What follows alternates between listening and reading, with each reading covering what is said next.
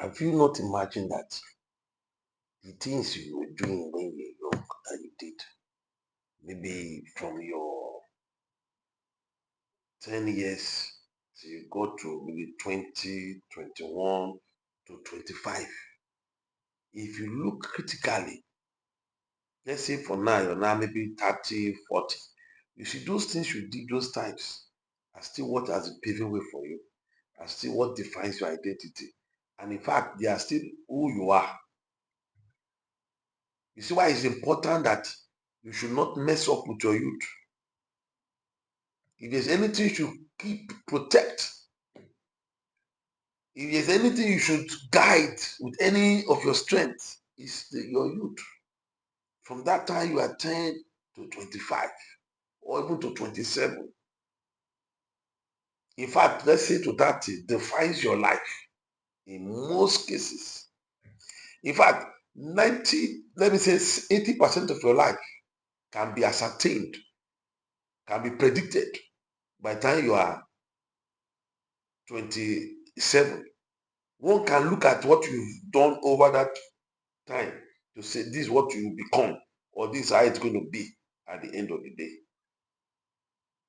Even what I'm speaking to you today, all these things I'm saying was not conceived today, was conceived within that time of my life.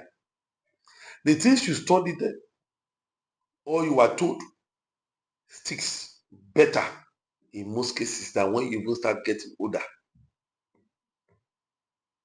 In what you studied, the books you read, you begin to realize that those things are still there somehow. And that is why you see secondary school association is always stronger than university association. If you should call your secondary school friend now, he will tell you stories about your life. Something that even the ones in university, you find out that they didn't even study the way you were being studied when you were in secondary school. And the bond you create, even in secondary school, I don't know, it's like it's even stronger sometimes than in the university. So secondary school relationship is more valuable than even the university relationship. Because in school, in university, there are a lot of pretense. People belong to one thing or the other. Majority of people are living a very pretentious and a coded lifestyle. But in secondary school, you see the real identity of the person, the character of the person. You will be seeing it on a daily basis. So cherish, protect your youth. Be wise.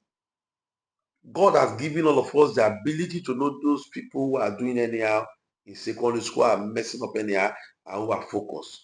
Try to gravitate towards those who look responsible. Even though you are feeling you are not responsible, try to associate with people who are responsible. Their influence will affect you positively with time. And do not in any way feel maybe for one reason or the other, maybe your parents, you're not from a wealthy home, or your parents could not afford your university education. Do not give up that because you did not go to university, then you cannot be a successful person. Let me tell you, success is not only tied to education, but it's tied to how committed you are to have a decent life at the end of the day. That is the reality.